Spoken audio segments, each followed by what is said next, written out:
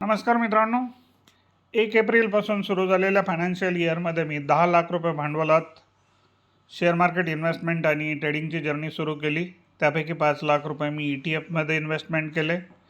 त्या 5 लाख रुपयाच्या ETF मी pledge करून मार्जिन घेतलं. ते साधारण 4,70,000 मार्जिन मिळालं. प्लस कॅशमधले 5 लाख असे 9,70,000 मी YRL स्टडीचे डायरेक्शनल आणि नॉन डायरेक्शनल स्ट्रॅटेजी वापरून त्यामध्ये जो प्रॉफिट झाला तो मी माझ्या इनिशियल इन्व्हेस्टमेंटमध्ये ॲड केला. प्लस माझ्याकडील 4-1 लाख रुपये जसजसे जमतील तसे त्यात ॲड केले आणि माझा हा पोर्टफोलिओ आतापर्यंत 18 लाखापर्यंत पोहोचलेला आहे, 18 लाख.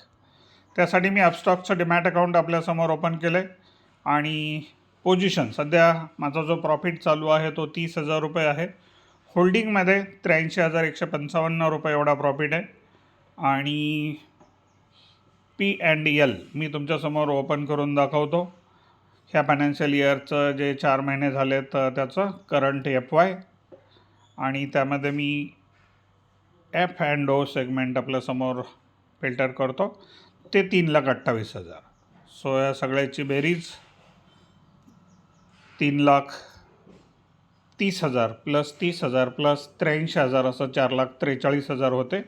साधारण 14 लाख रुपये भांडवलात 4,43,000 रुपये प्रॉफिट म्हणजे 31% ROI होतो 4.5 महिन्यात. It's my investment and trading journey.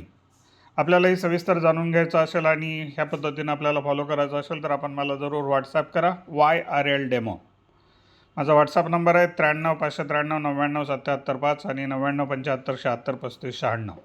Share मार्केटमध्ये रिस्क असते हे तुम्हाला सगळ्यांना समजतं. हे ध्यानात घेऊन आपण मला जरूर फॉलो करा. चॅनलला सबस्क्राईब जरूर करा.